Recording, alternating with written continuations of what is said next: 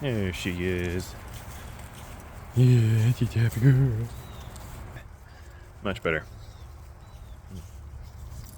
Drinking some water, I got all over my face. Much less miserably crappy this morning. I mean, it rained all last night, but it stopped this morning. That's good at least. It's cold, but it's not as cold. So, back to the morning walk. Did not get anything done on the book last night. Wanted to, but just took me too long to get everything ready for bed, and then I was tired. Had some more ideas this morning though, so I'll still make a short video and talk about it. I'll take a pause in a second. Start trying to make these a little better quality. Pause as I walk by the construction guys. Hold on a second. Okay, that's better. I don't like talking to myself. A bunch of people around. That's why I like doing these videos on the dog walk. Nobody bothers me. Just me and the dog. The occasional car going by is a lot easier. So anyway, switch hands. Try and keep her on the side of the road.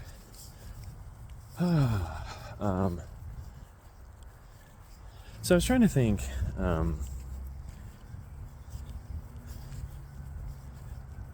specifically on certain characters, how to fully flesh out their stories and how I want to include them more than just, passing mentions. As part of the fun, I think, of any good story is repeatedly running into the same character and getting to see the character's progression.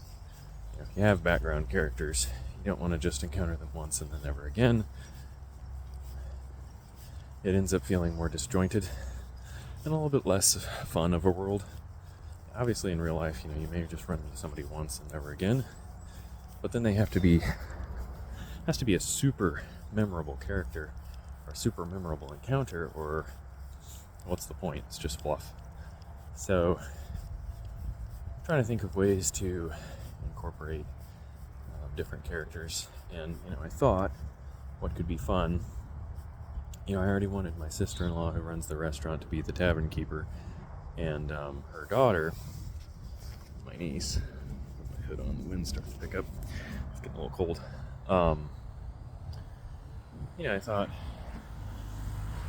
I could talk to her next time I see her and kind of ask her what sort of character she would want to be in the story if I make a character about her.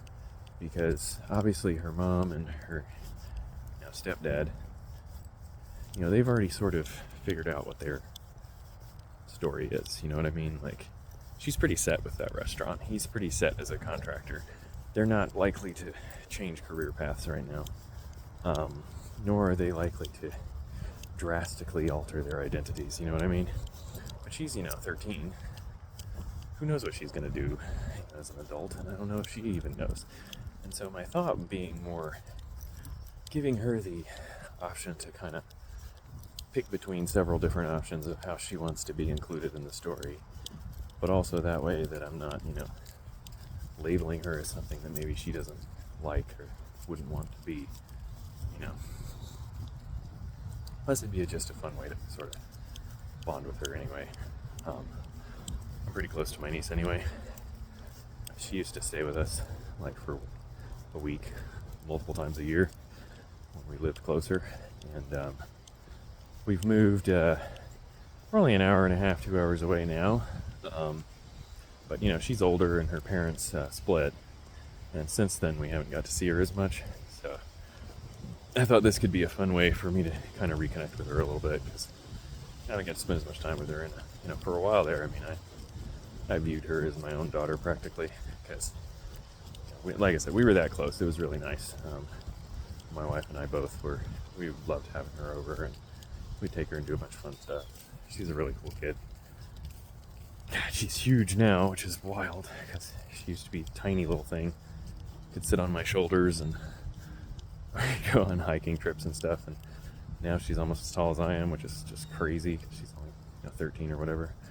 But yeah, see what she, in the past she was like obsessed with animals, and so we thought for sure she'd want to be like a zookeeper or work in animal conservation or something like that. But she's grown up a little bit. She's changed.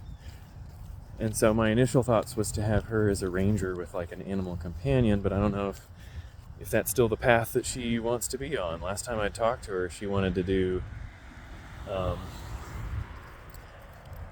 kind of IT security. And so I had sat down with her and kind of explained, what the different paths are for that. As I've been in IT for a really long time, I know all the ins and outs. And so I kind of gave her the rough draft of, well, this is something you want to do. Here's the best way to do it. Here's the way that'll set you up for success. You're going to need hands-on experience if you want to succeed in the world of security. You can't just go get you a degree and then expect to immediately have a job and love it. A lot of those jobs are not fun to work, and they don't pay very well. But if you get certified in a bunch of stuff and start getting experience, the younger you start getting experience and getting your certifications, the better. Because then when you go apply, you'll be like, well, I've done this, and this. I'm certified in this, and this. And they're going to be like, dang, you're young, but shoot, we hire you. We immediately are qualified for X, Y, and Z because we'll have this percentage of, people on staff with this certification, that sort of thing. You want to be in demand. And that's the best way to be in demand. And in IT, period, but especially in the security field, because you can't offer certain services legally unless you have a certain number of certifications and qualifications on your staff. So I sat down and explained all that to her. And I don't know if that scared her off or if that made her want to do it more, but it doesn't necessarily sound like that's going to be the permanent path. I think she was just trying to feel it out. Obviously she's at that age where, the guidance counselors at school and all that are trying to help kids figure out what they want to do with their lives. And so, back then I was pretty sad. I was one of those kids that knew I wanted to go into computers from the beginning. And, looking back now, and it's something that I talked about in one of the videos, that it's just like IT was great back in the day and I don't love it anymore. And so, it's, if you're not sure what you want to do when you're younger, it's a lot harder. You're trying to feel things out and try out a bunch of different jobs and look into a bunch of different fields. And, I didn't have to do any of that. I knew I wanted to do IT, period. I wanted to work with computers, and I was pretty confident that I wanted to fix them and repair them and tinker with them. I didn't want to just do programming, sitting in a room coding all the time, boring. Didn't like it. I wanted to install stuff. I wanted to do a combination of hardware, software, networking, all that jazz. I mean, I just knew that from an early age. And not many people I know were like that. Most people I know, what they wanted to do when they were 13 is not what they ended up doing when they were 18. But me, nope. What I wanted to do when I was 13 is exactly what I did when I was 18. I did it for 18 years. I'm still doing it. So,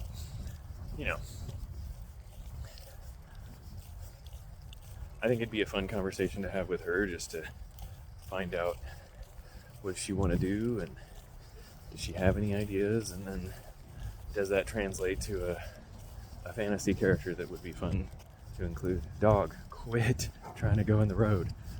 Good grief. She still will not stop trying to walk in front of my feet. There's cars coming. Can't do that. This dog.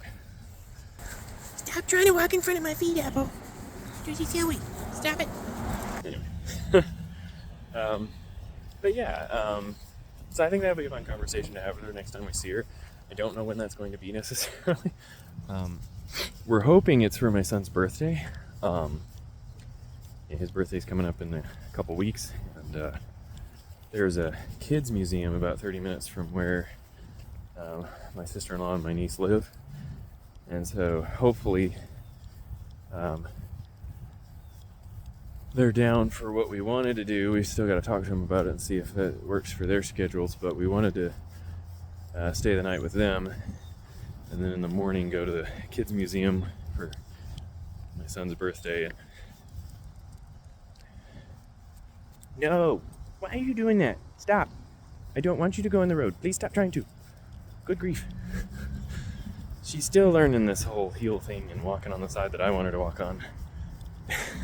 She just tried to like walk in between my legs to cross to the other side of the street. And I'm just like, we were just over there. You're not going back over there. You gotta learn, silly girl. I know. Because the kids and the schedule, really wasn't able to give her regular walks for a while there because, my son's medical stuff was consuming us, but it's getting better, so I'm able to more consistently give her walks, but she still needs some work. You're gonna trip me. I'm gonna fall into the road or something. Their car's gonna run me over, you silly girl. You can't do that. You guys stay over here. This is where all the fun stuff to sniff is. You already sniffed everything over there.